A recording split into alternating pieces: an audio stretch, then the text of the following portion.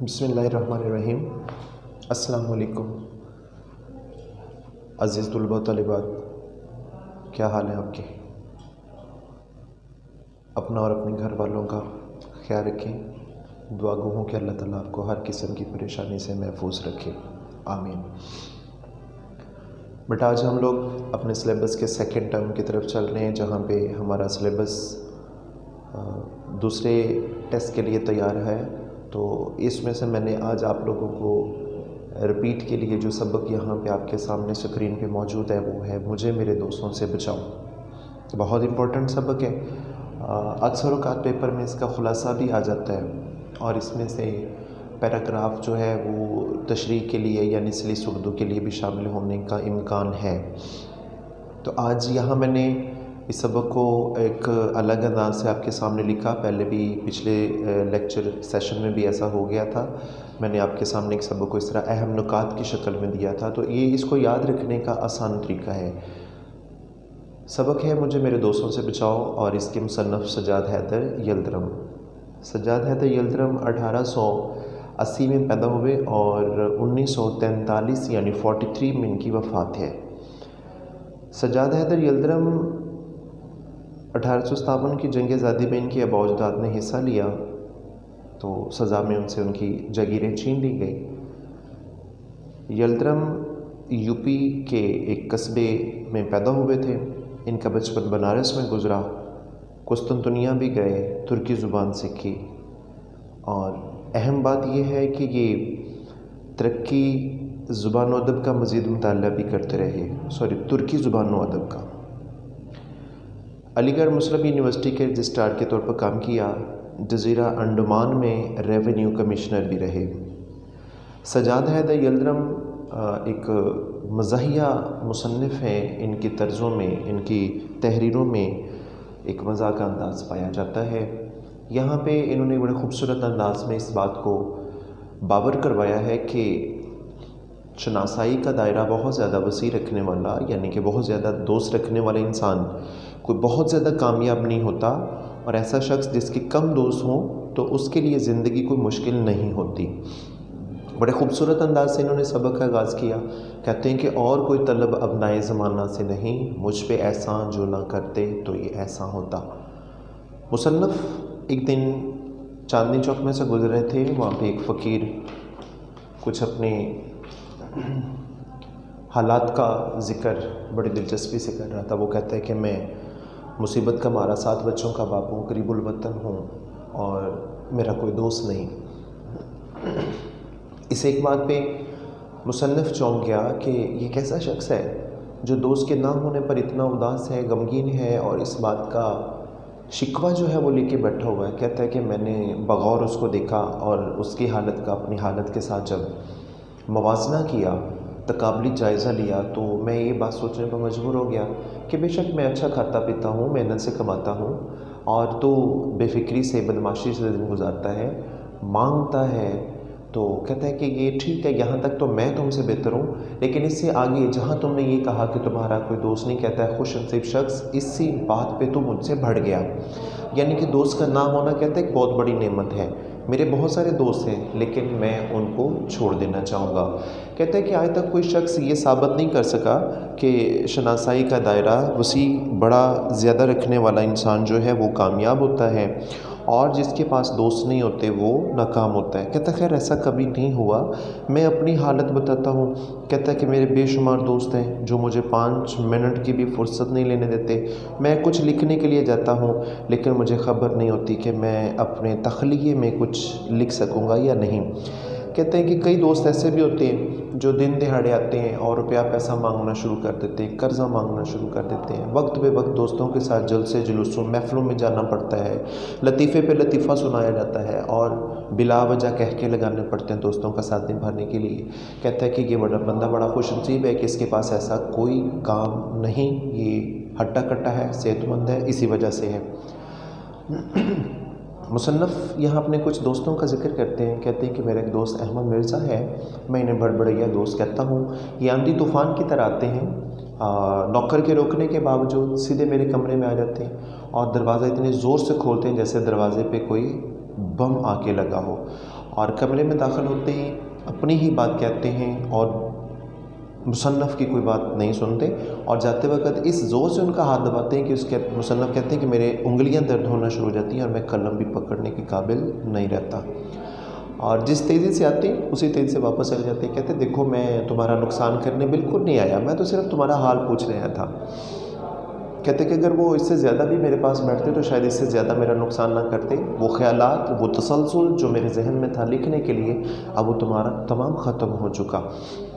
پھر اس کے بعد وہ کہتے ہیں کہ میرے ایک دوسرے دوست ہیں محمد تحسین، یہ بیوی اور بال بچوں کے والے دوست ہیں، یہ ہر وقت اپنے گھر بار کی، بیوی بچوں کی بیماری کے بارے میں پریشان رہتے ہیں۔ کسی محفل میں چلے جائیں، کسی جلسے میں چلے جائیں تو بچوں کو ساتھ ضرور لے جاتے ہیں، اور وہاں پھر بار بار ان سے پوچھتے ہیں کہ دل تو نہیں گھبرا رہا، پیاس تو نہیں محسوس ہو رہی، ماتھے پہ ہاتھ لگا کے دیکھتے ہیں۔ اور اگر موسم کے بارے میں بات کی جائے تو کہتے ہیں کہ ہاں آج کل موسم بہت خراب ہے، چھوٹے کو بخار ہے، منجھلی لڑکی کو کھانسی ہے۔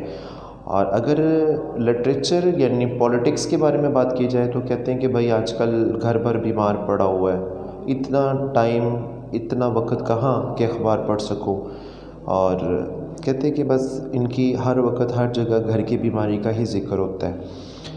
کہتے ہیں کہ میرے اور بہت سارے دوستوں میں سے شاکر خان صاحب ایک بڑے اچھے دوست ہیں، لیکن یہ خود تو زیادہ پڑھے لکھے نہیں ہیں، نہ لٹریچر سے ان کو کوئی دلچسپی ہے، لیکن لٹریری یعنی کہ ادبی لوگوں سے، پڑھے لکھے لوگوں سے دوستی تعلقات رکھنا ان کو بہت اچھا لگتا ہے۔ یہ سمجھتے ہیں کہ لٹریری لوگوں کی تھوڑی سی عزت کرنا یہ ان کے عمرہ کے شایان نشان ہوتا ہے، اہل علم کی قدر کرنا ان کے شایان نشان ہے۔ تو کہتے ہیں ایک دن یہ مجھے ملنے آئے، بڑا زور دیا کہ دیکھو شہر میں شور و غل رہتا ہے، یہاں تم سکون سے توجہ سے کام نہیں کر سکتے، میرے ساتھ گاؤں چلو، وہاں کی پرسکون آب و ہوا میں، خاموشی میں تم بڑی توجہ سے اپنا کام کر سکو گے۔ کہتا ہے کہ اس طرح مجھے وہ بڑا زور دے کے ضد کر کے اپنے ساتھ سلیم پور لے گئے، اور میرے لیے انہوں نے جو کمرہ تیار کروایا تھا وہ انتہائی سجا ہوا تھا، میز پر بہت قیمتی کپڑا ہے، اور بڑے امپورٹڈ قسم کے انگریزی قلم بھی موجود ہیں، لیکن لکھنے کے کوئی بھی قابل نہیں تھا۔ سیاہی کی دوا دیکھی تو وہ بھی خشک ہو چکی تھی، اکثر پینوں میں نب موجود ہی نہیں تھی لکھنے کے لیے، اور کہتا ہے کہ میرے لکھنے کے لیے جو کاغذ استعمال ہوتا ہے وہ تو ہے ہی نہیں تھا وہاں پہ، ہاں جاذب کاغذ جو تھے وہ ایک مخملی جلد میں پڑے ہوئے تھے جو کہ میرے کسی کام کے نہیں تھے۔ کہتا ہے میں نے اس چیز کو چھوڑا اور اپنا وہ پرانا باکس کھولا جس میں میری تمام پرانی چیزیں موجود تھیں جنہوں نے اب تک بڑی کامیابی سے میرا ساتھ دیا تھا۔ کہتی کہ میں نے وہ سب کچھ نکالا، اور میرے کمرے کے بالکل ساتھ جو ہے نا وہ کہتے ہیں کہ پائیں باغ جڑا ہوا ایک باغ تھا، شام سورج غروب ہوتے وہاں پہ بہت سارے پرندے جمع ہو جاتے اور بڑی دیر تک وہ شور مچاتے رہتے، ان کا چہچہانا مجھے بہت ڈسٹرب کرتا تھا۔ کہتے کہ میں ان لوگوں سے اتنا خوش نہیں ہوا جو کہتے ہیں کہ یہ مرغان خوش نوا جو ہیں ان کی تعریف میں وہ رطب اللسان رہتے ہیں، تو کہتا ہے کہ میں اس طرح کے شور شرابے سے، کیونکہ مجھے سکون چاہیے، تنہائی چاہیے، تو مجھے ان کا اس طرح پرندوں کا چہچہانا کہتا ہے مجھے اتنا اچھا نہیں لگ رہا تھا۔ پھر اس کے بعد وہ لکھنا شروع کرتے ہیں، تو مصنف کے دوست شاکر علی خان جو ہے نا ان کا کمرہ ساتھ ہے، وہ موسیقی بجا کے کچھ اپنی خواہشات پوری کرنا چاہ رہے ہوتے ہیں، اس طرح پھر ان کی مصنف کی جو توجہ ہے وہ بڑھ جاتی ہے، اور پھر وہ بڑی کوشش کر کے لکھنا شروع کرتے ہیں۔ تو پھر جو تھوڑی دیر بعد دروازہ کھٹکھٹاتا ہے، شب نوکر ہے یہ شاکر خان کا، وہ پوچھنے آتا ہے کہ جناب اگر آپ کو تکلیف نہ ہو تو تھوڑی دیر کے لیے نیچے تشریف لے آئیں، صاحب کے کوئی دوست آئے ہیں اور وہ آپ کو دکھانا چاہتے ہیں۔ تو مصنف کہتے ہیں کہ گویا میں بھی ایک مثل عربی گھوڑے کے ہوں جسے مالک نے ابھی خریدا گھر لایا اور اب ہر ملنے والے دوست کو میں منگوا کے دکھایا جا رہا ہوں۔ کہتے ہیں کہ تھوڑی دیر بعد میں واپس آیا، میری طبیعت جو ہے نا وہ اچاٹ ہو چکی تھی، بڑی مشکل سے لکھنا شروع کیا، لیکن پھر وہی دروازے پر دستک اور پیغام ملا کہ کھانا ٹھنڈا ہوا جا رہا ہے، آپ بھی تشریف لے آئیں۔ کہتے ہیں کہ میں نہ چاہتے ہوئے بھی نیچے آیا، میز پر مجھے وہ چیز کھانے کے لیے پیش کی جاتی ہے، مجبور کیا جاتا ہے جو میری رغبت نہیں ہے، جو مجھے پسند نہیں ہے۔ تو کہتے ہیں کہ میں خاموشی سے اس بات کو مان لیتا ہوں جو وہ کہتے ہیں کہ کرنا پڑتا ہے، اور کہتے ہیں کہ کھانے کے بعد میزبان صاحب کہتے ہیں کہ آج دوپہر کو تیار ہے نا، ہم گاڑی میں چلیں گے اور सैर सपाटा करेंगे, कुदरती मनाज़र देखेंगे, दरिया पे मछली का शिकार खेलेंगे। और फिर आपको मैंने आज जो है वो अपने एक दोस्त अहमद नगर वहाँ के रईस है राजा तालब अली साहब, उनसे मिलवाने भी जाना है।